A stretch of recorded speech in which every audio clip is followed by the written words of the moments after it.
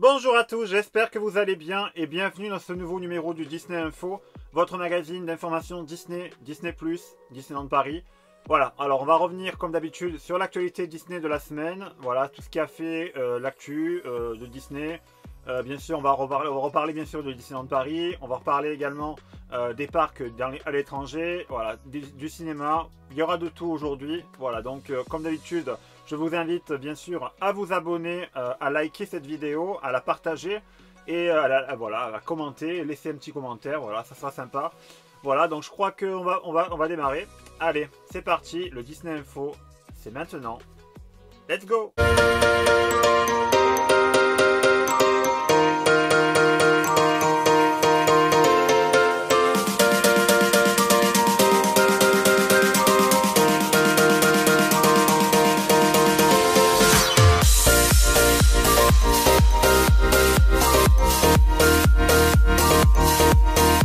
Bon, allez, sans plus attendre, on va faire le tour vite fait de l'actualité des parcs. Alors, on va démarrer ce petit tour du monde des parcs par... on va faire un tour à Hong Kong Disneyland. Alors, pas grand chose à Hong Kong Disneyland. Bon, vous savez, le château aux 13 princesses, voilà, c'est toujours un lieu qui pourrait être visité un jour. Mais bon, voilà, c'est le parc qui est un peu atypique en ce moment au niveau des parcs Disney. Alors, qu'est-ce qui se passe à Hong Kong Disneyland? Ben, ils ont justement lancé ce qu'ils appellent là-bas leur saison des mariages. Donc voilà, c'est une petite saison des mariages. Alors, je sais pas comment ça va se dérouler exactement, mais voilà, donc c'est vrai que les Chinois sont très friands de ce genre d'événements, c'est-à-dire les mariages, c'est vraiment un événement là-bas, encore plus que chez nous. Mais voilà, donc la saison des mariages est lancée du côté de Hong Kong Disneyland. Allez, je clôt la parenthèse, on va de suite aller du côté de la Floride à Walt Disney World. Alors Walt Disney World, qu'est-ce qui a fait l'actualité? C'est qu'ils ont enfin annoncé, vous savez que là-bas, la célébration de Halloween démarre beaucoup plus tôt que chez nous, là-bas du côté de cette partie-là du globe, puisqu'ils ont annoncé le retour des fêtes d'Halloween. Alors, la traduction, c'est la fête d'Halloween pas si effrayante de Mickey, qui reviendra du coup cette année. Alors, après avoir subi des annulations l'année dernière, il n'y avait pas eu vraiment de saison Halloween l'année dernière, même s'ils avaient mis des décos et tout ça. Il n'y avait pas eu de soirée, ce qu'ils appellent les soirées d'Halloween. Ce sont des soirées à thème qui durent à peu près 3 heures à peu près, et qui permettent de prolonger la soirée du coup, et c'est bien sûr sont payants en supplément. Donc voilà, donc ça va revenir à Walt Disney World à compter du 10 août jusqu'au 31 octobre. Donc franchement, je sais pas vous, mais bon, c'est plutôt bon signe. On voit que ça y est, là, ça commence à reprendre plus ou moins, la vie reprend un peu son cours. J'ajoute aussi que du côté de la Floride, là, cette semaine, ils ont démarré leur festival du Roi Lion. Alors, Festival du Roi Lion, c'est pas comme tout à fait comme chez nous on a eu à Disneyland Paris avec le fameux Festival du Roi Lion et de la jungle. Mais là, ce qu'ils appellent le Festival du Roi Lion, c'est un spectacle qui a lieu au parc Disney Animal Kingdom. Donc un spectacle du coup qui dure à peu près 20 minutes. Donc vous avez quelques images là qui s'affichent et du coup voilà, donc vous replongez dans les films et du coup ça n'a pas du tout la même... c'est pas pareil, je veux dire, c'est pas pareil que dans le spectacle qu'on avait connu chez nous à Disneyland Paris avec le fameux avec le Roi Lion et les rythmes de la Terre. Voilà, c'est totalement différent. Allez, je clôt la parenthèse, on va aller direction maintenant à la Californie. Alors ça y est, la Californie, là, ça y est, ça fait plus d'une semaine que c'est ouvert. Nous ont dévoilé, ça y est, vous savez que le Land Avengers Campus va ouvrir là-bas le 4 juin. Ils nous ont dévoilé les costumes des cast members qu'ils vont porter. Donc voilà, sont plutôt jolis, plutôt pas mal. Alors je ne sais pas, est-ce que vous voudriez que ce soit les mêmes chez nous à Disneyland Paris? Après, je pense qu'il y aura quelques petites différences, mais il y aura peut-être des costumes qui vont se ressembler. Donc, je sais pas. Peut-être que ça va être les mêmes à Disneyland Paris. Bon, pour chez nous, ce n'est pas avant 2022, donc dans un an. Mais voilà, on a encore le temps de voir ça chez nous. Mais voilà, donc du côté de la Californie, là, ils sont prêts à ce niveau-là. Et c'est plutôt pas mal. Je refais un petit aller-retour du côté de la Floride. Alors, vous savez qu'on va parler de Star Wars parce que c'était la semaine de Star Wars là, cette semaine, avec le fameux May the Force be with you. Ils ont fait un truc, c'est qu'ils ont ajouté, vous savez que là-bas, vous avez parlé d'un hôtel qui va arriver sur le thème de Star Wars, qui va permettre de vous immerger dans un vaisseau et du coup pouvoir aller rejoindre directement le Land Galaxy's Edge du côté de la Floride. Donc c'est le Land Galaxy's Edge se trouve au parc Disney Hollywood Studios. Et du coup voilà, donc ils vont ce nouvel hôtel qui s'appellera le Star Cruiser galactique, du coup, a été ajouté sur la carte interactive de Walt Disney World. Et du coup, on voit très bien que c'est très proche du parc en question, qui permet du coup de relier directement le Land Galaxy's Edge à l'hôtel. Voilà, donc c'est pas mal du tout. Et voilà, donc si vous n'avez pas vu, par contre, on en a beaucoup parlé dans le live que j'ai fait mardi. Je vous remets le lien ici, donc allez voir le live et on en parlera un peu plus en détail, donc du coup de cette et d'autres choses bien sûr de Star Wars. On a fait du coup, on avait fait une soirée Star Wars, du coup c'était mardi soir dernier, le 4 mai. Voilà. Allez, on passe du coup, alors ce qu'a fait aussi là cette semaine, l'actualité, on n'a pas parlé que dans les médias Disney, on en a parlé dans tous les médias, ça a été la polémique sur le fameux baiser de Blanche-Neige. Alors le baiser non consenti de Blanche-Neige qui a fait débat, puisque vous savez que la Californie, ils avaient fait une réhabilitation de l'attraction Disney Wish, Snow White Enchanted Wish, l'attraction dédiée à Blanche-Neige. Et voilà, ça a fait polémique parce qu'ils n'ont pas remis, enfin ils ont laissé tel quel la scène du baiser comme c'est présent dans le dessin animé. Alors je ne comprends pas, comme beaucoup, je ne comprends pas que cette polémique ait refait surface. Alors que franchement, waouh, il n'y a pas grand chose à dire. Et je crois qu'il y en a certains, il ferait mieux de... Voilà, je crois qu'il faudrait un peu se calmer et prendre un peu de la hauteur là-dessus. Mais bon voilà, donc franchement la polémique sur ce que j'appellerais le Kiss Gate, le Snow White Gate, enfin je sais pas comment vous l'appelez, hashtag Snow White Gate. Voilà, donc c'est un peu n'importe quoi. Et voilà, du coup, bon franchement après je pense pas que Disney va réagir plus que ça, ils n'ont pas vraiment réagi. Mais bon voilà, c'est un peu idiot et voilà, c'est ce qui a fait beaucoup parler cette semaine dans l'actualité. Voilà. Allez, on passe du coup, on va parler maintenant cinéma. Alors cinéma, bon, on a fini l'actu des parcs entre guillemets. Alors cinéma, il y a eu des grosses annonces du côté des Marvel Studios la semaine dernière, donc c'était lundi. On nous a dévoilé tout un line-up, du coup on a revisionné tous les films, etc. Alors ça s'appelle du coup, ça nous a été introduit comme ça, c'est en nous disant que le monde peut changer et évoluer. Mais la seule chose qui ne changera jamais, nous faisons tous partie d'une grande famille, donc la grande famille des super-héros Marvel, ce qui voulait dire. Et du coup voilà, donc Marvel Studios a dévoilé son line-up de la phase 4 du MCU, qui va commencer, comme vous savez, donc on attend toujours Black Widow. Donc Black Widow c'est le premier, ça démarrera en juillet 2021, comme vous savez. Après on aura Shang-Chi et la légende des 10 anneaux pour septembre 2021. On aura ensuite The Eternals qui sortira en novembre 2021. On aura ensuite Spider-Man No Way Home qui sortira lui en décembre 2021. Voilà, on clôture l'année 2021, on passe à 2022 avec Doctor Strange 2 in the Multiverse of Madness qui sera directement la suite de WandaVision qui sortira lui en mars 2022. On aura ensuite Thor 4 Love and Thunder qui sortira lui en mai 2022.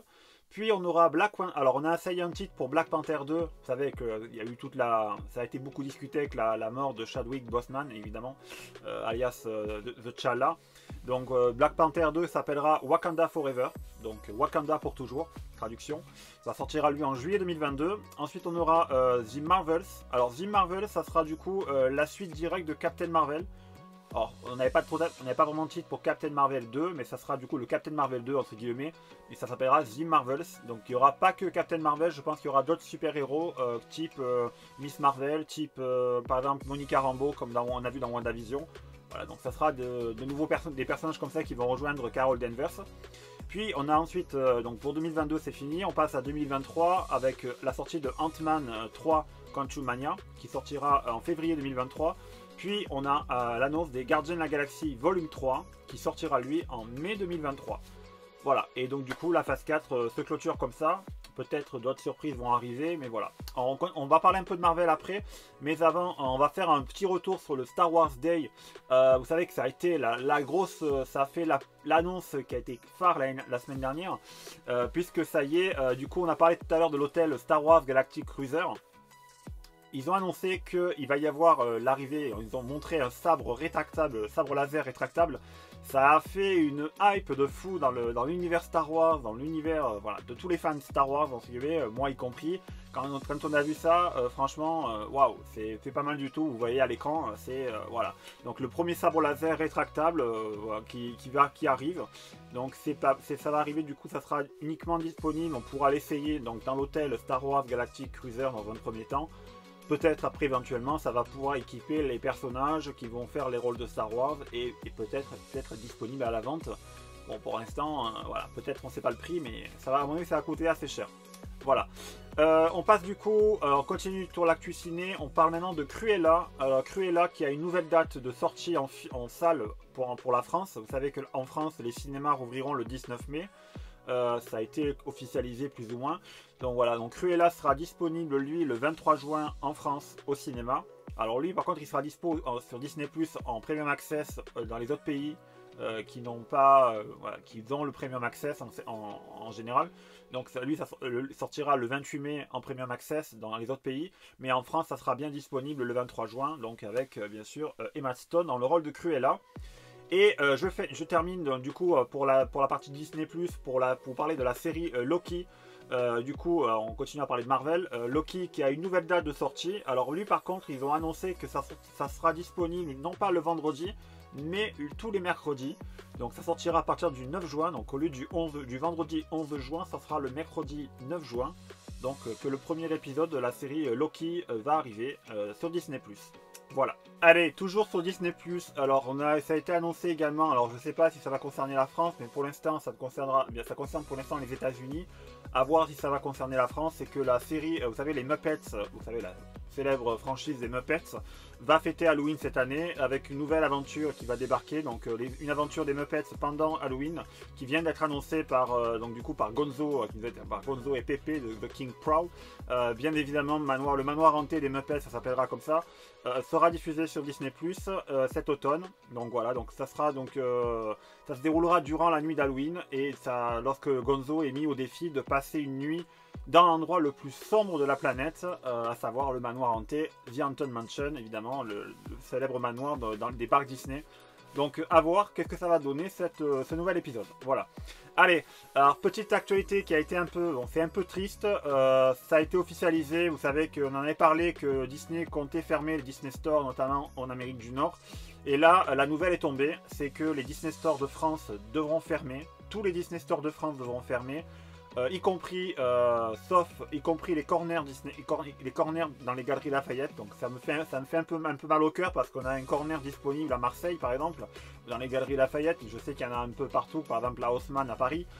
Mais le seul Disney Store qui resterait ouvert, donc ça serait donc à l'horizon 2022, ça va arriver. Donc d'ici fin 2022, tous les Disney Store auront fermé, sauf le Disney Store des Champs-Élysées. Et bien sûr celui géré par Disneyland Paris qui se trouve au Disney Village.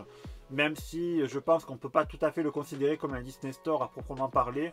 Mais le seul Disney Store qui restera ouvert, ça sera du coup celui de Disney des Champs-Élysées. Voilà. Donc voilà. Alors sur les 24 boutiques, alors sur 34 boutiques ouvertes en 2000, il n'en resterait que du coup seulement 2. Donc ça fait vraiment une grosse perte et voilà, c'est plutôt triste. Voilà, est-ce que donc du coup c'est vrai que le commerce en ligne n'a pas fait que du bien malheureusement, mais c'est vrai que voilà, on verra bien. Allez, c'est tout pour l'actu Disney, donc on va passer maintenant du coup à l'actualité de Disneyland Paris. C'est parti.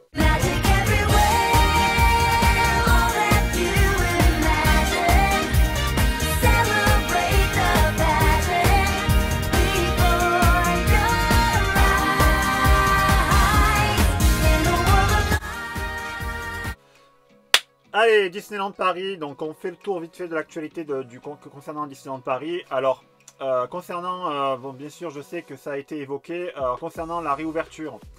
On n'est pas plus avancé, même si c'est vrai qu'on ne sait toujours pas dans quelle catégorie on va arranger le parc. Bon, je vous en ai parlé bien sûr dans une vidéo, je vous invite à aller voir ici, concernant la réouverture, les différents scénarios, etc.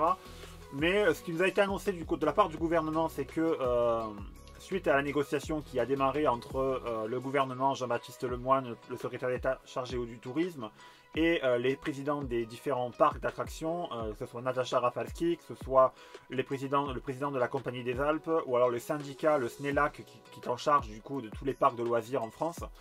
Donc voilà, la négociation continue, se poursuit jusqu'au 12 mai, donc jusqu'à mercredi. Donc on verra bien ce que ça va donner. Mais ce qui est ressorti, c'est que voilà, là, il se pose la question du pass sanitaire, évidemment. Est-ce qu'il faudra un pass sanitaire pour aller au parc? Est-ce qu'il faudra une question de jauge à compter du 30 juin? Est-ce qu'il n'y aura plus de jauge? La jauge de 5000 personnes à partir du 9 juin. Voilà, c'est un peu compliqué tout ça, mais ce qui est sûr, c'est que franchement, ça devient compliqué de réouvrir avec un pass sanitaire et beaucoup d'acteurs du secteur, notamment de tout le parc, franchement, nous disent que franchement, c'est pas jouable de réouvrir avec un pass sanitaire. Donc voilà, on verra bien. Et surtout, alors qu'un parc, alors ils ont dit le gouvernement 19 mai, ouverture sans attraction. Alors je sais pas vous, mais bon moi, voilà, ouverture des parcs sans attraction, ce n'est pas vraiment, voilà, c'est pas vraiment. Je pense que c'est pas faisable à mon avis. Hein, voilà, c'est un peu comme aller à la mer sans se baigner. Voilà, tout simplement. Bon voilà, je clôt la parenthèse. Bon, on en reparlera bien sûr dès que j'ai des nouvelles, dès que j'ai des infos un peu plus fiables, un peu plus solides. Je vous en reparlerai, que ce soit en vidéo ou dans un live, on en reparlera évidemment. Voilà, allez, je clôt la parenthèse. On va passer maintenant à la partie travaux. Qu'est-ce qui se passe? Qu'est-ce qui s'est passé à Disneyland Paris là, cette semaine? Alors c'est que bon, le château poursuit sa transformation. Donc un merlon de terre est apparu aussi en arrière du Walt Disney Studio. Donc pour pouvoir cacher justement la partie, donc pour cacher du reste du monde, du coup les futurs lands, comme le land Reine des Neiges ou le land Avengers Campus, voilà, l'arrière du Walt Disney Studio va être caché par un merlon de terre. Et du coup, alors il y a aussi eu le Studio 5 qui a subi une réhabilitation apparemment de la façade. Il y a aussi eu une réorganisation complète et globale au niveau des contrôles de sécurité. Avec le niveau de l'esplanade de la gare de Marne-la-Vallée-Chessy, donc du coup ça va être, ils ont enlevé les barrières en laissant les stickers. Alors je pense qu'ils vont faire du nettoyage. Est-ce qu'ils vont remettre les barrières ou est-ce qu'ils vont mettre en place justement, qu'on parlait tout à l'heure, les contrôles du pass sanitaire en amont, c'est-à-dire à l'accès du Disney Village. Pour l'instant, voilà, ça bouge un peu, c'est pas encore figé pour l'instant à l'heure que je vous parle. Mais voilà, sinon on verra bien. Ils ont aussi ajouté de nouveaux écrans publicitaires au niveau du parking, donc des tapis roulants, donc des nouveaux écrans qui s'allument, qui sont voilà. Donc franchement, on verra bien. Et sinon, la vaccination toujours se poursuit, donc au niveau du Newport Bay Club. Voilà, c'est ça. Donc du Newport Bay Club, la vaccination se poursuit. Donc ils ont accéléré la campagne de vaccination, que ce soit là ou de partout en France, dans tous les centres de vaccination. Et ils ont ajouté également, en retour au Walt Disney Studio, alors ça y est, les enseignes de Cars Cars Road Trip a été ajoutée au niveau on l'a vu du côté de l'arrière du Walt Disney Studio. Et ils ont également ajouté l'enseigne au niveau du Disney Hotel New York, The Art of Marvel. Donc c'est visible, donc ça a été visible, on a zoomé un peu, donc les amis de DLP Report ont fait un travail en zoomant au plus près pour voir ça. Voilà, donc le The Art of Marvel New York va arriver également. On ne sait pas quand, mais ça se précise de plus en plus. Mais bien sûr, on vous tiendra au courant dès qu'on aura plus d'informations à ce sujet. Voilà, donc je clôt le chapitre. Donc voilà, au Disneyland Paris, c'est pas passé grand chose de plus que ça. Mais sinon, là, vous savez que la question de la réouverture est toujours posée. Il n'y a toujours pas de date. Voilà, on verra bien. Et c'est tout ce que j'ai à vous dire. Voilà, donc c'est tout pour cette vidéo. J'espère qu'elle vous aura plu. Alors n'hésitez pas, comme d'habitude, à aller me voir du côté de Twitch, parce que je fais régulièrement des lives. Donc si vous voulez avoir des informations, me poser des questions de manière un peu plus directe, n'hésitez pas à vous abonner, à me follow sur Twitch. Donc je vous mets là qui s'affiche le lien pour aller voir du coup sur Twitch et vous abonner, me follow. Et voilà, donc c'est pour m'avoir regardé. Et sinon, je vous souhaite à tous une bonne journée, une bonne soirée, une bonne semaine. Je vous dis à bientôt. Et je vous fais plein de bisous. Bye bye.